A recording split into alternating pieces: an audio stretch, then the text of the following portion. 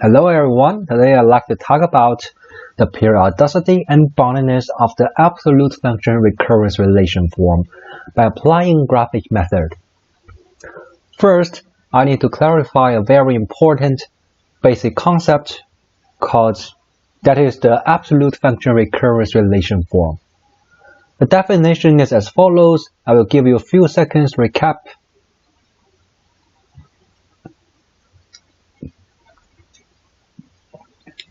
Also, our focus in this section is the positive c. Our discussion is divided into three cases. C equals to 1, C lies between 0 and 1, C is larger than 1.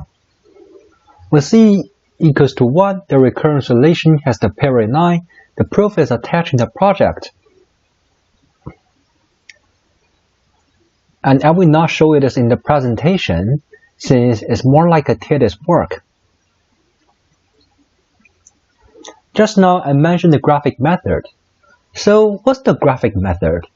A sequence can be written as the following forms, and we can visualize the changing trend of the sequence, and that's exactly what the graphic method means. Also, how to interpret the graphic method is very important. To see if the sequence is bounded, we will check if the graph has an upper or lower bound. To see if the sequence is periodic, we will check if the graph has repetitive shapes. Also note that in the following graphs, there is a small error in each graph. I will illustrate it by using this graph. At the very top of this graph, there are 3 parameters and 3 values. The first 2 parameters are initial values, x and y, which should be replaced with a sub 0 and a sub 1 to be in line with the previous notations. C is another parameter. Here's the C. Now we step into a case that C lies between 0 and 1. We had no idea where to start, so we randomly choose initial values 5 and 7 and parameter C 0.5. These 2 graphs show something interesting and fascinating. These 2 graphs seem to be periodic, but in fact, after testing each values, actually they are not periodic. So we introduce a term to describe such situation. It's called quasi-periodic, which means the graph shows a seemingly periodic pattern, but actually it's not periodic.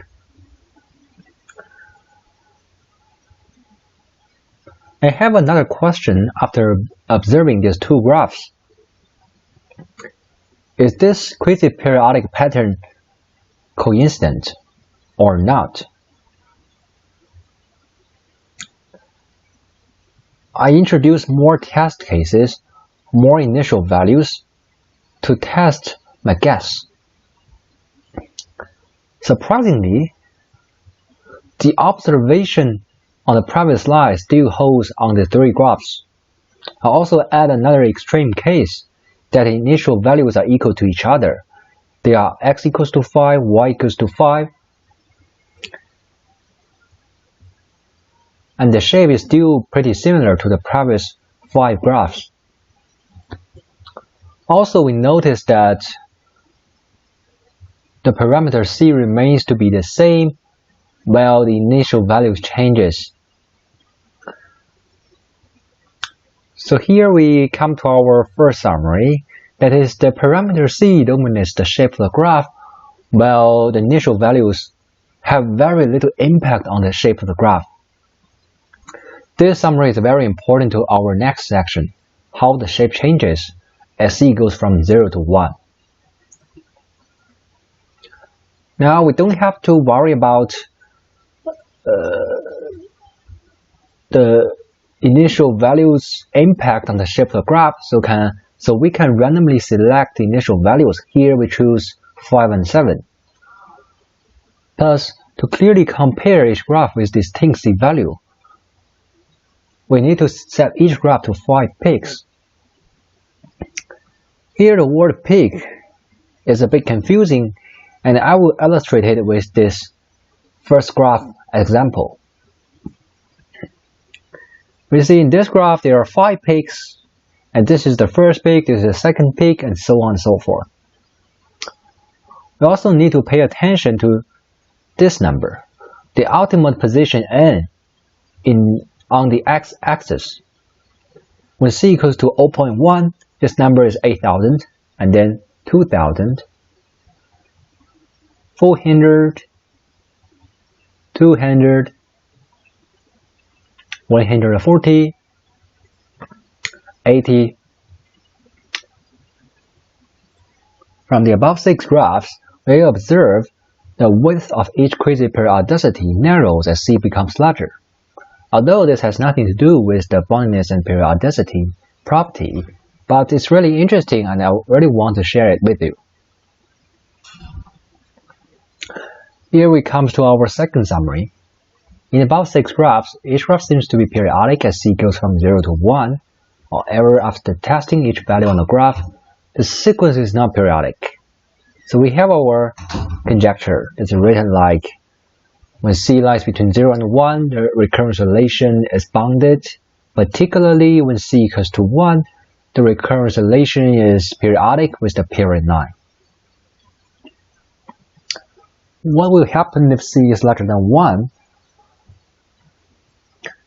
The first pair of values is 1.01 and 1.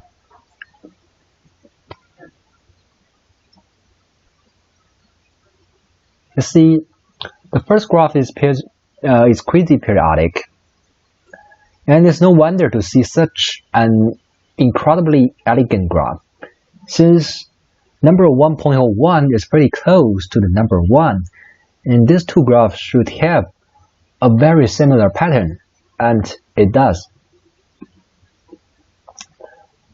Another pair of values here is 1.05 and 1.09. These two graphs are chaotic and seems that there are no rules.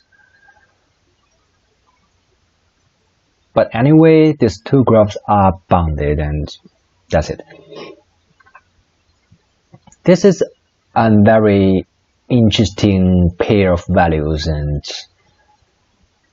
you can think a little deeper into it.